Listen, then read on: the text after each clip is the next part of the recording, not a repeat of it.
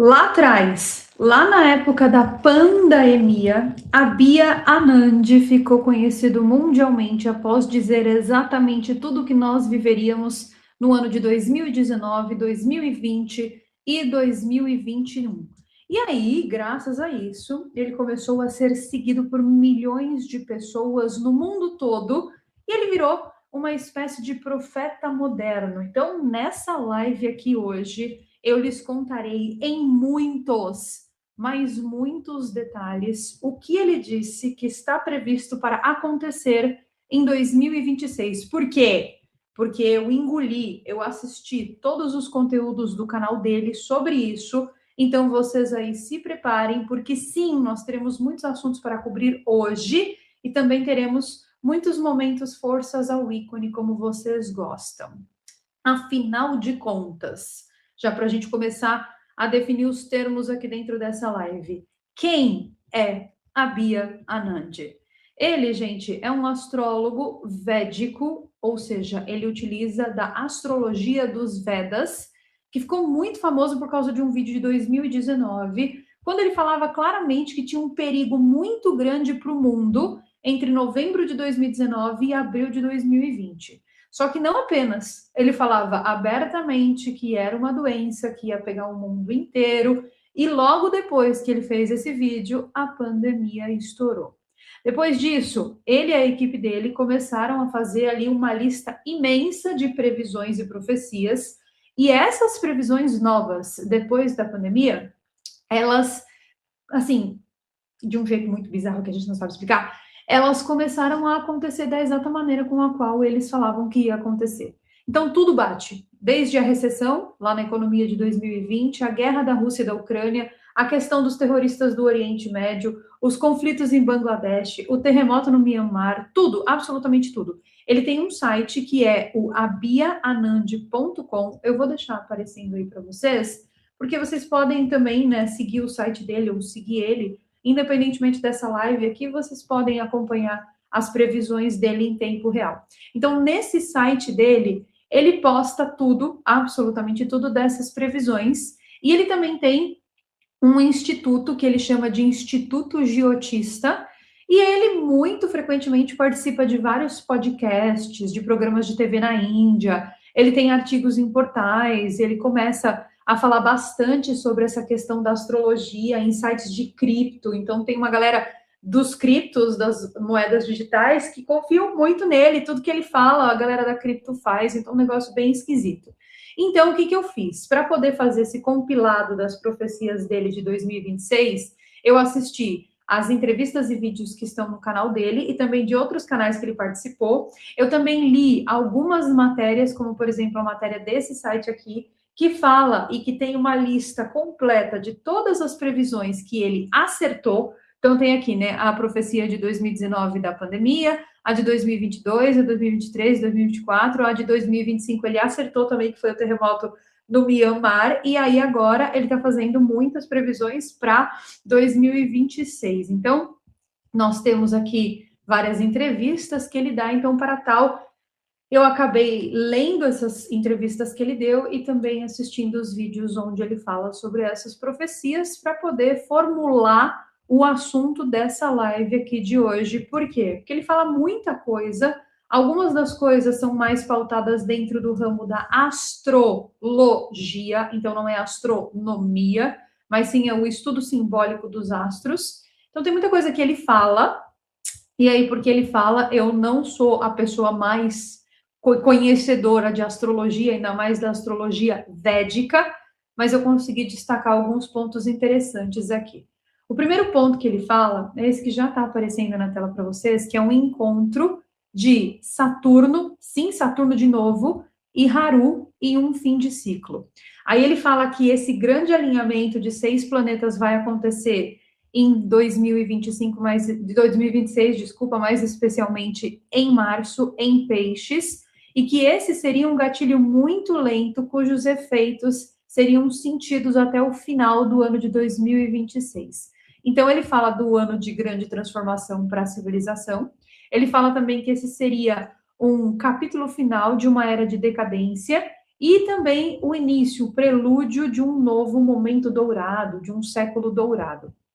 Então, em termos da astrologia, para a gente entender, Saturno é deus do karma, né, do karma coletivo, da cobrança, das velhas estruturas. Haru, que aí já entra na questão da astrologia védica, ele representa ruptura, caos, efeitos inesperados, tecnologias fora do controle. Então, juntos, a gente tem um signo de água, mais espiritualidade, e um período de colapsos de sistemas envelhecidos, que, inclusive, condiz, né, com a profecia de Baba Vanga.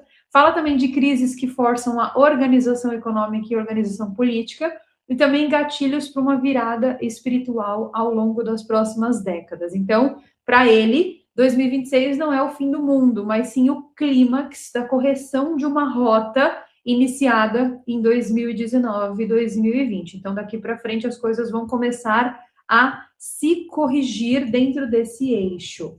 Aí, ele também fala uma coisa que eu achei muito interessante e, ao mesmo tempo, já se alinha com coisas que estão acontecendo.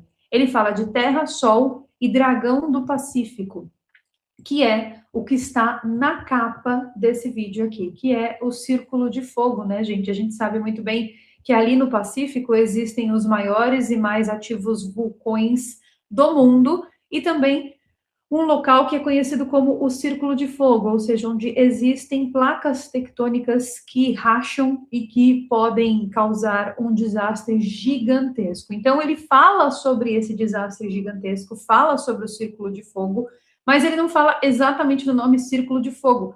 Ele chama de o Dragão do Pacífico. Ele fala que o dragão da placa do Pacífico vai acordar. E ele dá uma ênfase nessa questão do Círculo de Fogo e que isso pode ter um risco aumentado muito grande para 2026. Então, para Japão, Taiwan, Filipinas, Indonésia, Nova Zelândia, Chile, México e toda a costa oeste dos Estados Unidos. E é exatamente essa área aí que vocês estão vendo que está circulada como sendo o Círculo de Fogo. Ele também fala de possibilidade de eventos extremamente fortes, mas não dá exatamente a magnitude desses eventos, e que isso acontecerá graças à atividade solar extremamente forte. Então, ele faz uma ligação dessa profecia do dragão de fogo, que é uma profecia sobre o círculo de fogo, com as tempestades solares, que eu já comentei um pouco ontem com vocês, né?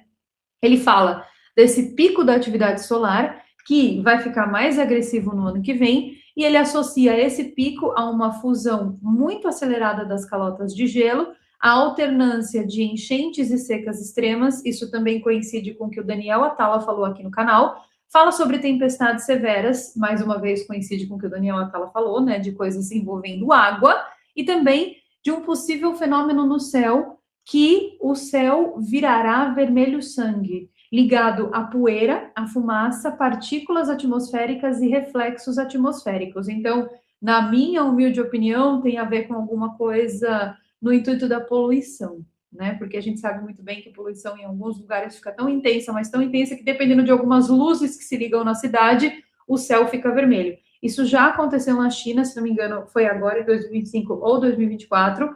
Não é um fenômeno tão raro assim, mas ele diz que pode acontecer de novo. E também fala que essa fúria toda da Mãe Terra é uma mistura da própria fúria que existe na parte interna do planeta, graças às tempestades solares, mas também que isso pode ter relação com fatores externos ou até com a ganância humana. Então, ele interpreta esses desastres como uma resposta do planeta ao abuso de recursos, uma guerra infinita pela ganância, e não como algo aleatório, como se fosse absolutamente não planejado. Agora, cientificamente falando e tentando embasar um pouco dessas profecias dele dentro de uma questão mais científica, gente, se é que é possível, tá? Mas nesse caso é possível, porque cientificamente falando, o Círculo de Fogo é um lugar que concentra 90% dos terremotos e 75% dos vulcões do mundo. E realmente a gente sabe que o Sol deve atingir o seu pico de atividade entre agora, né, 2025 e 2026. Nós já tivemos aí no mês passado uma tempestade solar de classe G4, graças à aproximação do 13 Atlas, e a gente sabe também, cientificamente falando, que essas tempestades solares podem afetar satélites, comunicações e indiretamente podem afetar o clima do planeta inteiro. Ou seja, o que ele faz? Para fazer as profecias dele, ele pega dados reais que existem, que são essas zonas sísmicas, os próprios ciclos solares, e daí pluga tudo com uma leitura apocalíptica e espiritual baseado na astrologia védica. Agora, ele traz coisas boas também, pelo menos para quem tem investimentos em ouro. Quem tem investimentos em ouro, levanta a mão. Eu tenho. Ele fala da economia, fala do ouro sendo multiplicado vezes 4 e também fala sobre uma crise alimentícia. Em resumo, o que aparece nos portais financeiros quando a gente pesquisa o nome dele, Abia Anand, é que nós vamos ter um choque econômico global. Então ele já fala sobre isso e outros profetas também falam, tipo Baba Vanga e Nostradamus falaram a mesma coisa. Fala sobre forte volatilidade do mercado financeiro, isso também é visto na capa da revista The Economist. Fala sobre quebras ou correções pesadas de bolsas e desvalorização de moedas ligadas ao sistema financeiro ocidental, ou seja, dólar e euro. Então, em análises ligadas ao mapa da Índia em específico, que está ali no período de novembro de 2025 a março de 2026, ele faz ali uma janela crítica de um risco de um crash ou uma quebra violenta na bolsa indiana. Isso importa só para quem tem investimentos na moeda e na bolsa indiana, não é meu caso, alhamdulillah, mashallah. Ele também fala de exposição de fraudes, dinheiro escuro e esquemas especulativos, então a gente pode ouvir notícias estranhas relacionadas à Índia dentro desse ramo, né? E também fala sobre uma turbulência política e econômica simultânea que deve acontecer na Índia. Agora, a notícia boa para quem tem investimentos em ouro é que, segundo ele prevê o ouro subindo até 4 vezes no cenário mundial. E, gente, isso já é uma realidade. Nesse ano de 2025 que eu ganhei de dinheiro em ouro, não está escrito, mas ele fala que isso é em resposta a alguma coisa, e geralmente é. Geralmente, quando o mercado começa a apostar investimentos em ouro, é porque os outros não estão tão seguros assim. E ouro sempre é uma resposta bastante segura. Então, ele fala que esse aumento do ouro vai vir do colapso da confiança do sistema monetário.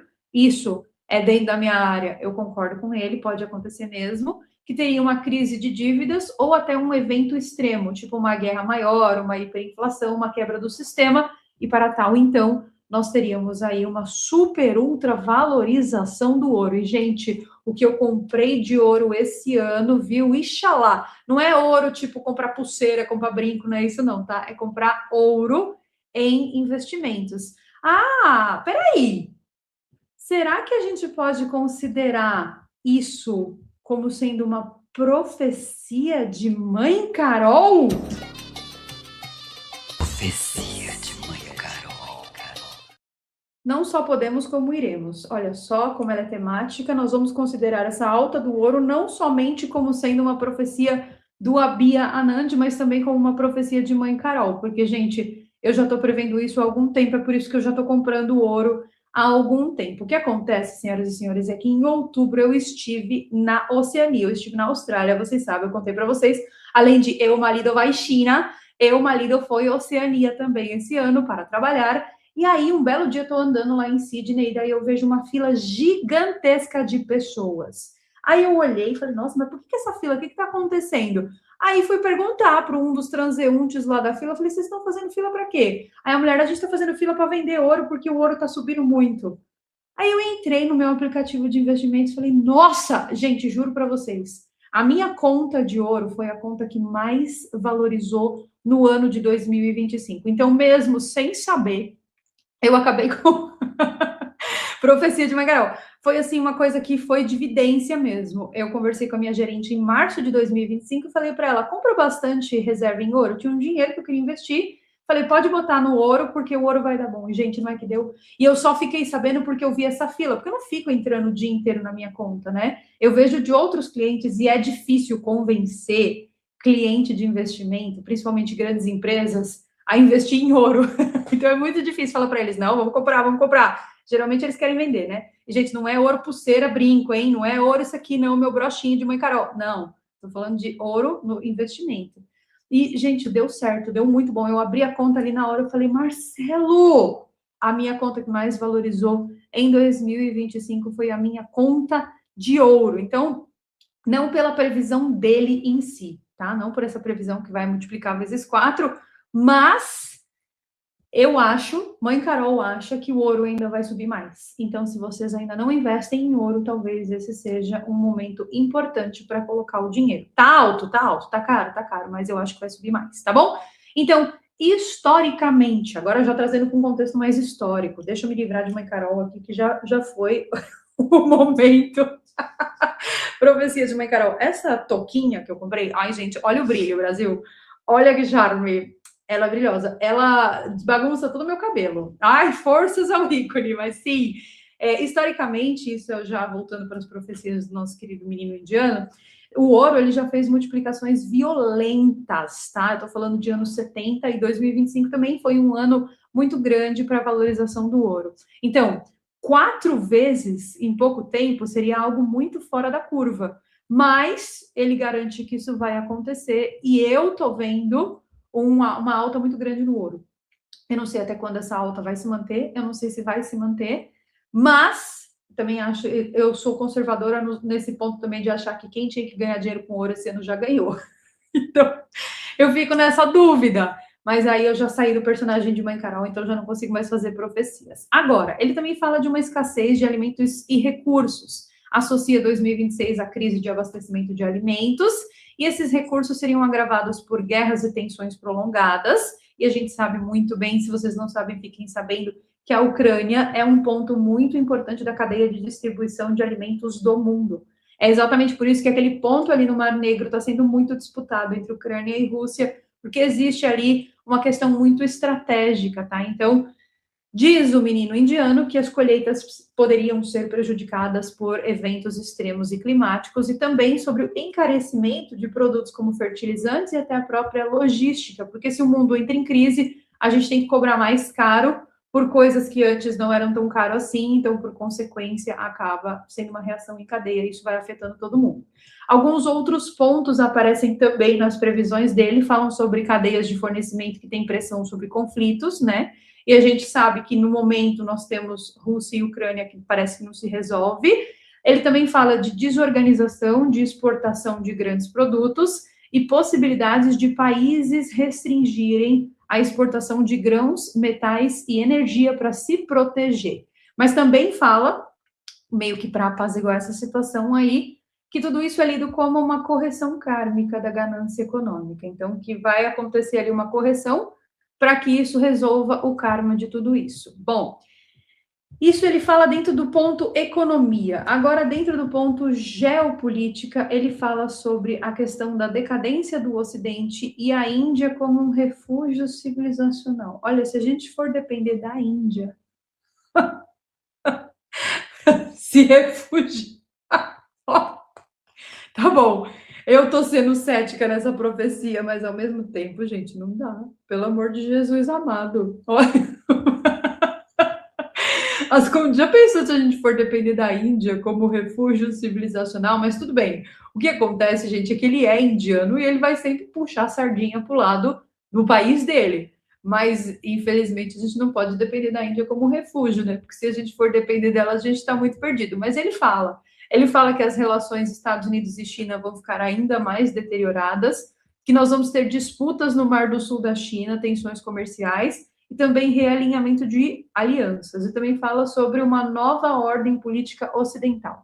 Isso outros videntes e outros profetas também falam, mas também fala de questões de conflitos que persistem. Então, Rússia e Ucrânia, tensões no Oriente Médio, que Israel e Irã vai voltar a ter um paranauê, e Índia e Paquistão também. E que essa conjunção que eu contei para vocês, que é Saturno-Haru em Peixes, ela já começou em 2025, né? Mas ela se estende até 2026, ou seja, o que aconteceu em 2025 faz com que a gente sinta tudo que aconteceu em 2026. E isso é visto como a repetição de uma atmosfera dos anos 1968 e 69. Então, naquela época, a gente teve muitos protestos, rearranjos políticos, a própria Guerra Fria, a reconfiguração dessas coisas. Então, nada que a astrologia não faça. Olha-se para o passado, entende como é esse passado e projeta quando os planetas vão estar naquela exata mesma posição para o futuro, e aí vê o que aconteceu e o que não aconteceu e se tira daí. Ele também traz para a gente, como profecia de número 6, uma questão mais voltada para as tecnologias e para as inteligências artificiais, e sobre isso ele fala que nós teremos uma rebelião da mente sem alma. E essa é a parte que eu diria que é a parte mais Black Mirror, né, das previsões dele. Inclusive, essa previsão eu tirei dentro de um site que se chama Gate.com, vocês podem até conferir depois. É um site de entrevistas, é um portal de entrevistas que teve ali uma entrevista muito grande com ele, e ele fala que terá uma crise tecnológica em 2026, e que essa crise tecnológica vai ser tecnológica barra espiritual, que é como se a gente estivesse entrando num ponto da inteligência artificial de um vazio espiritual muito grande, com algoritmos super poderosos e zero moralidade, zero empatia, zero consciência, e o perigo para ele não é só técnico, então, tipo, não é um perigo de desemprego ou de deepfake, não, ele fala de uma coisa mais profunda, mais espiritual, que é quando a humanidade começa a terceirizar decisões, pensamentos e até criatividade para uma mente sem alma, acaba enfraquecendo o espírito humano, e a própria inteligência artificial tende a se voltar contra seus criadores, não necessariamente tipo um apocalipse robótico, mas sim sistemas que começam a ditar comportamento, cultura, política, economia, de uma forma mais opressiva. E desculpa discordar dele, mas assim, isso já acontece agora em 2025, né?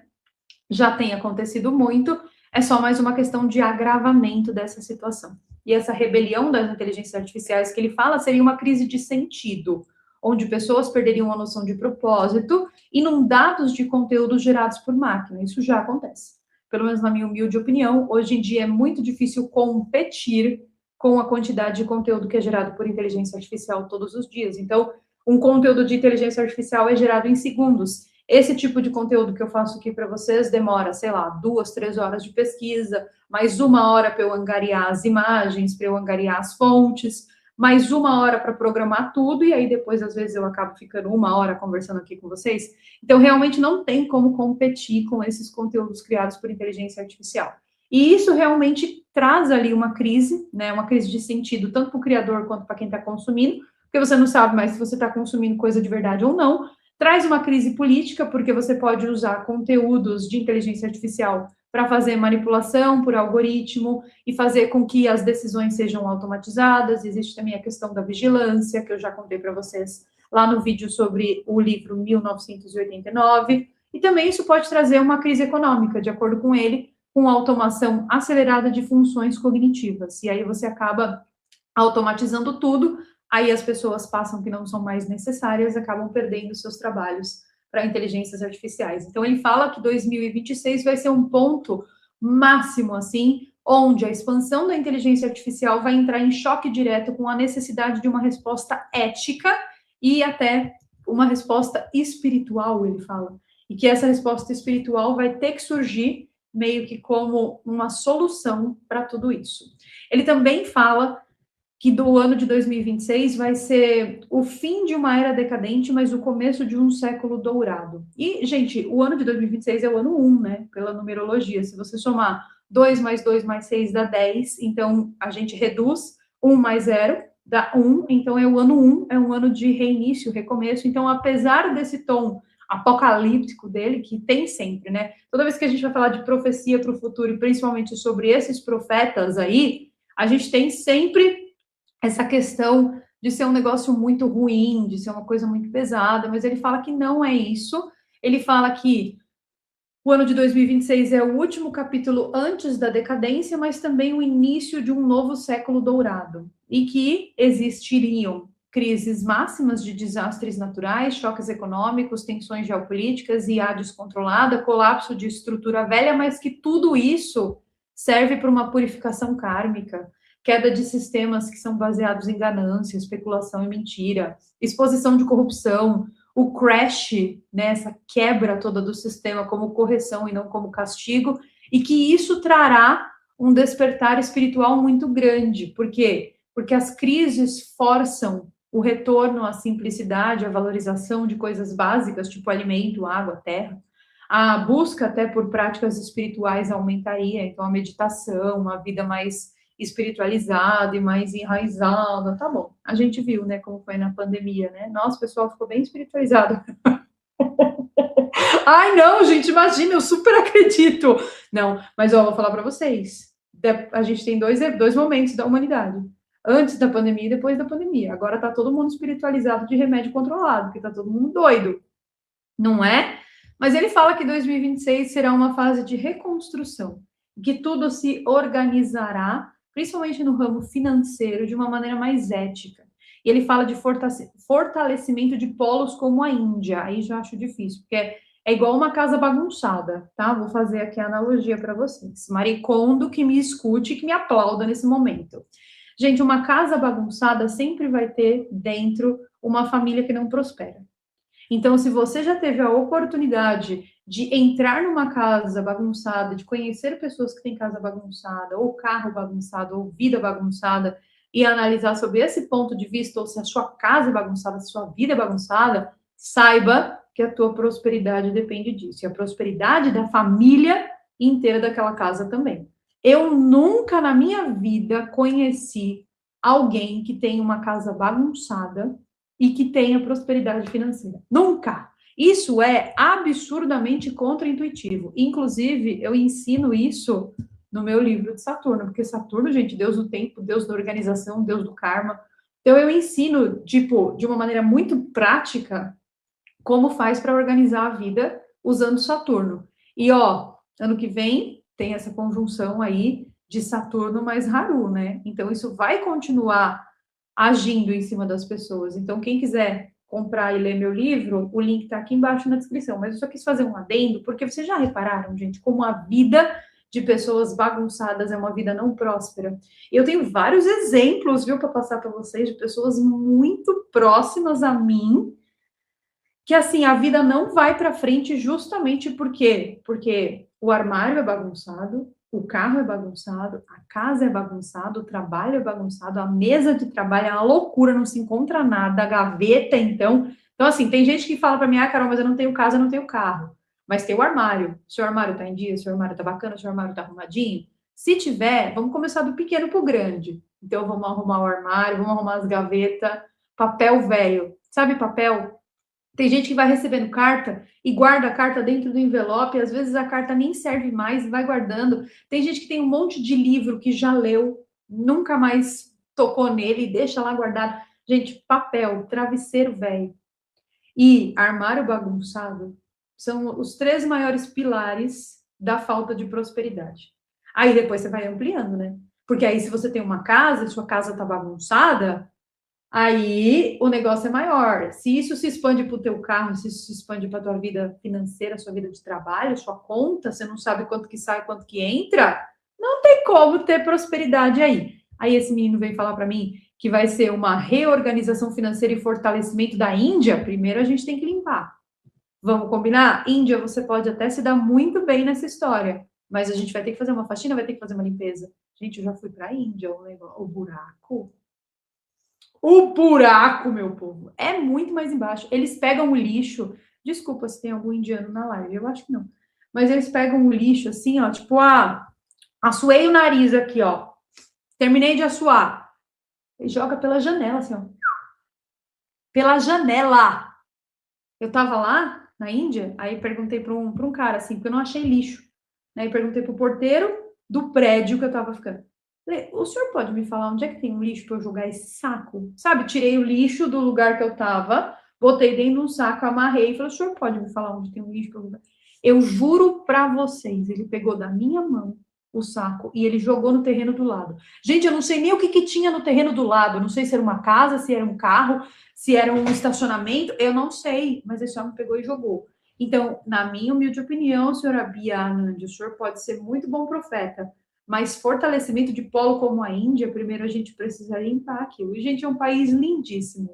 Lindíssimo, com uma cultura interessante, uma cultura muito, assim, diferente, cheio de coisas para ensinar, com templos lindíssimos, com uma história, a história hindu, tanto no Mahabharata, e outros textos védicos, uma história extremamente interessante, extremamente profunda e muito conectada com as coisas que a gente gosta aqui do canal, alienígenas, civilizações do passado, a própria Lemúria mesmo, consta no Mahabharata. Então, tem história, tem tudo, mas o povo de lá são extremamente mal educados. De contar a fofoca. Vocês querem fofoca? Eu sei que vocês querem. Então, eu vou contar a fofoca da Índia.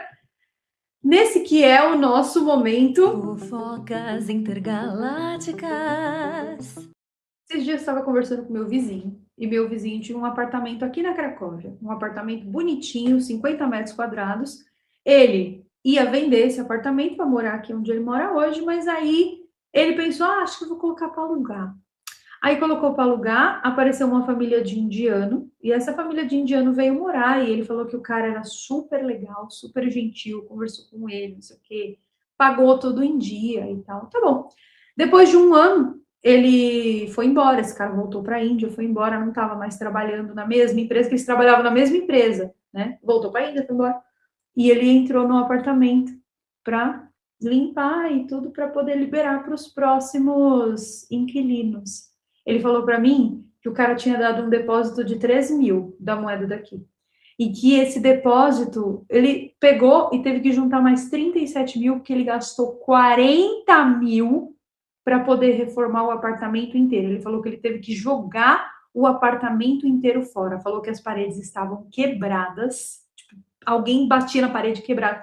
Os móveis, que ele não sabe como, eu também não sei como, que ele tinha feito todos os móveis tudo bonitinho na IKEA e tal, que os móveis estavam fedendo, a madeira estava fedendo. Então ele limpava, passava desinfetante, passava os negócios e as madeiras estavam fedendo. Então o que ele teve que fazer? Ele teve que tirar todas as madeiras, tirar o piso de carpete, tirar tudo e jogar tudo no lixo e refazer o apartamento. Olha a loucura, gente. E, gente, não querendo ser xenofóbica, mas já sendo, é isso. É exatamente isso. A Índia é assim. Então, se a gente não vai organizar a Índia, não vai ter essa questão, esse fortalecimento que esse menino está falando, né? Não econômico, pelo menos. Por quê? Porque organização e limpeza tem tudo a ver com prosperidade. Porque quando você organiza o seu ambiente, você organiza o seu templo de Mercúrio, você organiza o seu cérebro.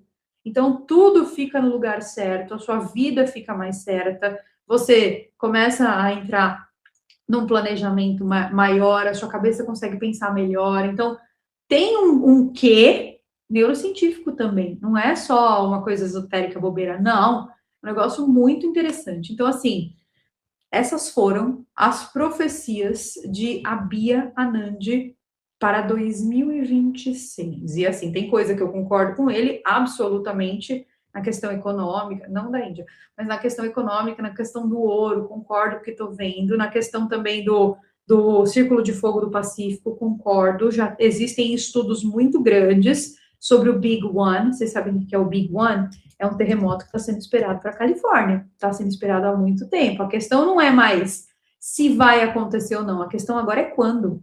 A gente está a poucos minutos do fim do mundo com esse Big One aí, que é um terremoto que mostra até em filme. Tem naquele filme lá com The Rock, A Falha de San Andreas, sabe?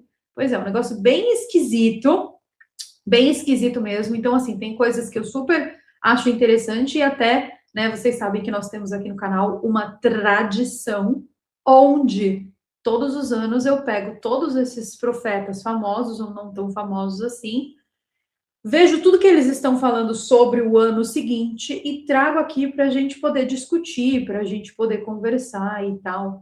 Então, assim, quero saber aí o que vocês pensam, né? Do que dessas profecias todas, quais vocês acham que realmente tem algum fundamento e que não tem algum fundamento. Eu já coloquei aí as minhas opiniões aí, né? Já coloquei as minhas opiniões pessoais e também profissionais para vocês aí. E por último, mas não menos importante, como eu sei que vocês amam, vocês querem o Momento Forças ao ícone de hoje, olha, todo dia eu tenho um. Todo dia eu tenho um. Hoje eu tenho um também. Eu quero saber se vocês querem, mas antes eu vou ler o comentário do Cristiano, que falou: quando a primeira aconteceu, O público conectou o evento ao vídeo dele. Isso é conhecido como viés de confirmação. A pessoa vê o que quer na previsão e depois que o fato ocorre. Adoro o seu trabalho. Aliás, seus olhos estão mais azuis. Será?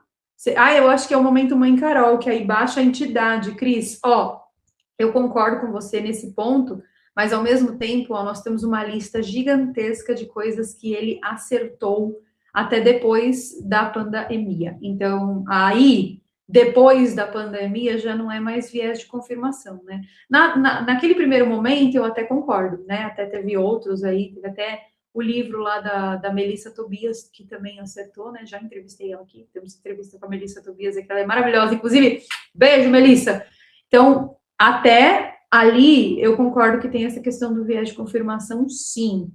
Mas depois dali, gente, aí já é demais, né? Agora, gente, vamos para o momento Forças ao Ícone? Vocês estão preparados? Eu tenho até vídeos para mostrar para vocês que eu mato a cobra e mostro o pau, então... Momento Forças ao Ícone. O meu momento Forças ao Ícone de hoje tem tudo a ver com aquilo que a gente já está falando há alguns dias, sobre o portal de 21/12 e o enlouquecimento coletivo que as pessoas têm durante essa época. Que elas correm para deixar tudo preparado, para fazer o Natal, que tem que fazer as comidas, que tem que comprar presente, que tem que tudo. Aí depois do dia 26 tudo acaba e essas pessoas ficam esvaziadas de sentido. Por quê? Porque elas estão comemorando um rito artificial. Pois é, já discutimos bastante sobre essa questão do portal. Rolou inclusive uma live para os membros sobre essa questão do portal, os efeitos do portal, como que ele abre, como que ele fecha, como que as pessoas podem fazer para superar esse portal e tal. Já rolou aqui no canal, mas aí hoje, senhores, no momento Forças ao Ícone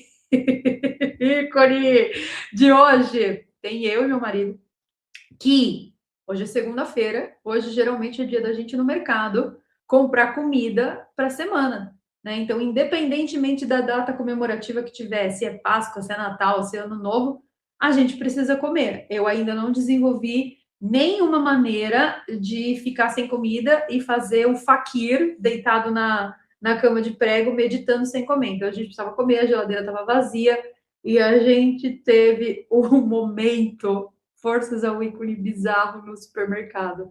Eu fiz vídeo e eu vou passar para vocês como estava o mercado hoje, aqui da minha rua.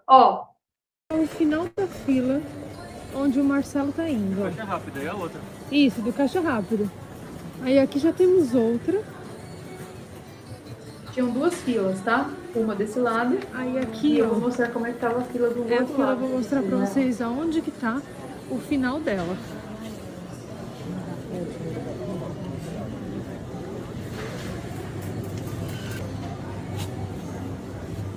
Infinita, gente. Pegava o mercado inteiro.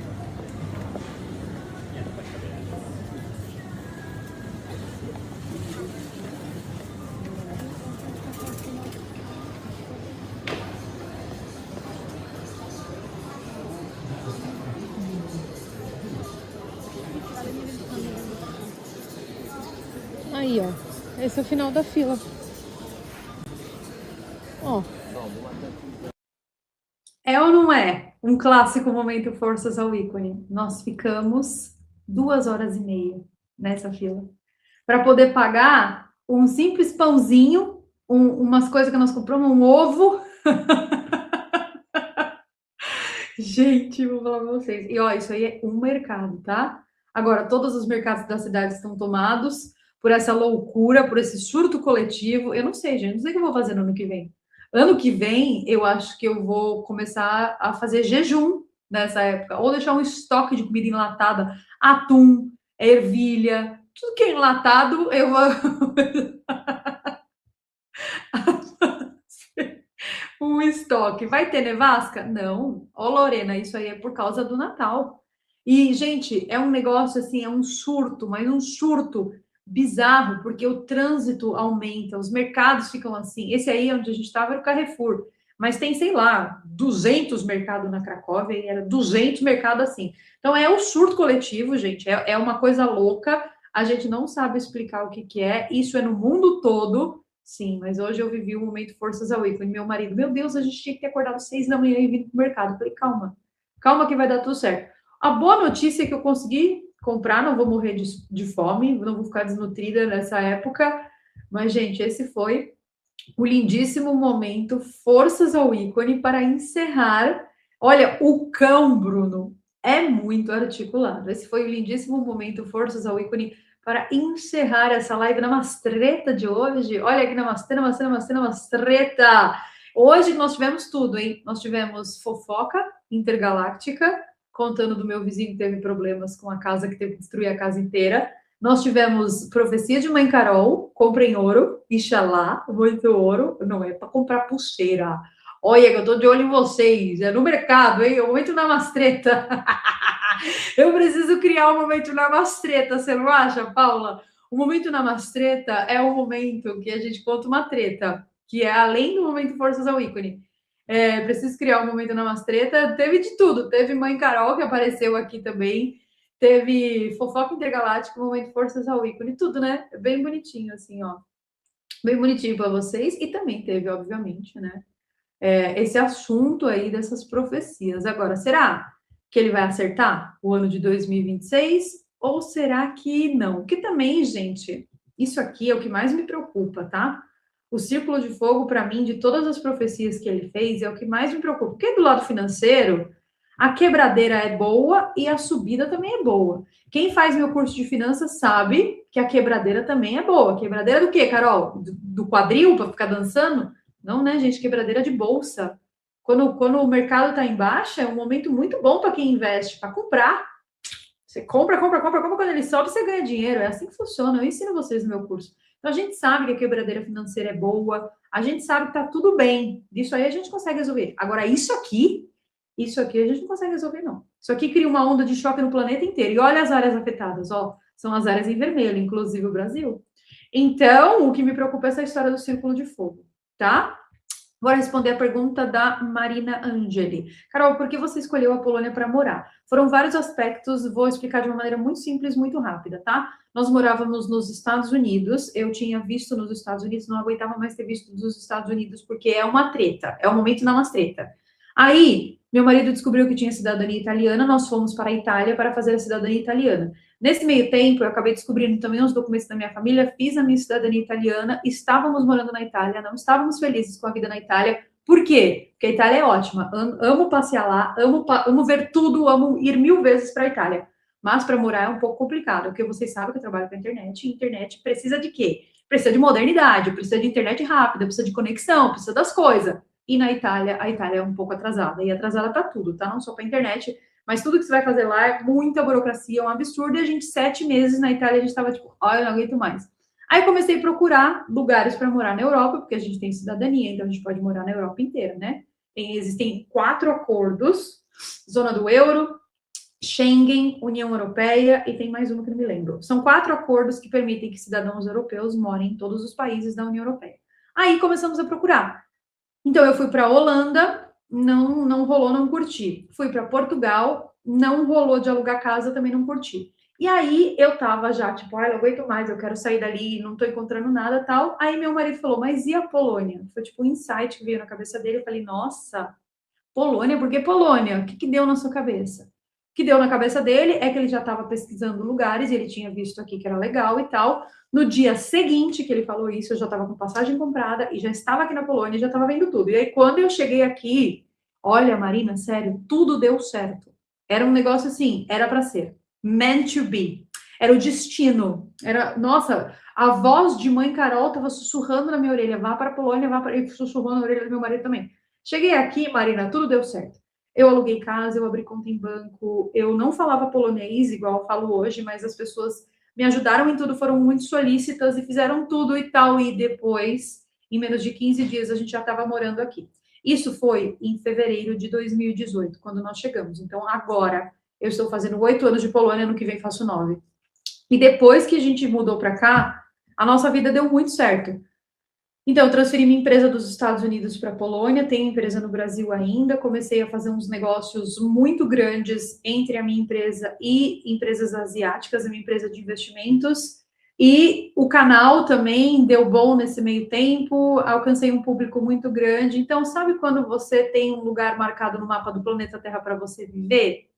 Eu acredito muito nisso. Acredito não só no destino, mas também como se tivesse escrito nas estrelas. Written in the stars. Sim, não houve namastreta de jeito nenhum.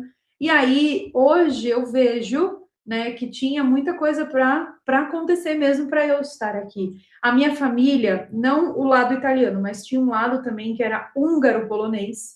Então, eu acabei descobrindo também que tenho direito à cidadania polonesa. Não tirei, mas posso tirar. Mas para eu tirar, eu preciso abdicar da cidadania brasileira, que eu não posso ter muitas cidadanias, entendeu? Então, acabei descobrindo isso também. Na época também, eu fazia tratamento para fibromialgia, e a Itália não tinha muitos desses tratamentos avançados. Aí, aqui na Polônia, acabei encontrando um reumatologista muito bom para tratar a fibromialgia num período de crise muito grande que eu estava. Depois eu acabei resolvendo a fibromialgia com medicina germânica, daí não precisei mais do tratamento. Mas em todo caso, foi uma soma de coisas muito grandes que nos trouxeram para cá. E sendo muito honesta com vocês, assim, tem várias coisas na minha vida que eu quero mudar, várias. Mas a única que eu não quero mudar é a minha moradia. Eu gosto muito da Polônia, acabei de renovar a minha residência aqui para mais 10 anos. E é só renovar, né? Porque é por cidadania italiana. Então, acabei ficando aqui, gosto daqui. Hoje falo polonês, tenho um relacionamento muito bom com as pessoas aqui. E não pretendo sair daqui porque gosto. Gosto do frio, gosto da escuridão, gosto da frieza das pessoas, porque eu também sofria nesse nível. Gosto da comida, gosto da paisagem, gosto do sistema, como que o sistema polonês funciona. A Polônia é um lugar muito honesto, muito justo, as pessoas são honestas, sabe? E aí, porque as pessoas são honestas, não existe muita burocracia. Então, não tem tanta burocracia quanto a gente tinha na Itália. Então, um somatório muito grande de coisas, e aí estou aqui até hoje. Tá bom, senhoras e senhores? Pergunta respondida, Janaína. Peraí, Janaína. Janaína pergunta: como você curou a fibromialgia? Foi com medicina germânica, nova medicina germânica. Eu já falei várias vezes disso, mas eu descobri o conflito. Deixa eu escrever aqui. O conflito que causava a minha fibromialgia. E depois eu tratei e resolvi o conflito. E aí eu nunca mais tive dor. É, assim, absolutamente sensacional. Pesquisa.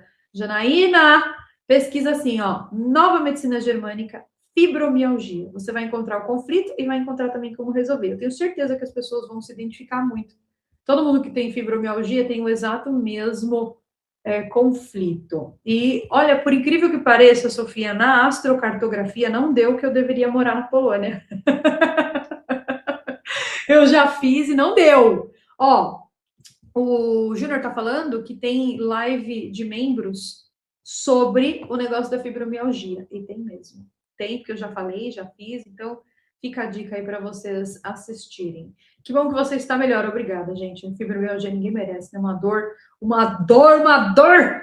Ai, resolvi. É isso, senhoras e senhores. Muito obrigada por estarem aqui nessa live mais uma vez. Eu quis trazer aí essa história, gente, essa história bizarra, né? Principalmente essa aqui. Eu, hein? Será, senhoras e senhores? Vamos ficar acompanhando. Temos algumas profecias ainda para falar sobre o ano de 2026. E eu vejo vocês nas nossas próximas lives.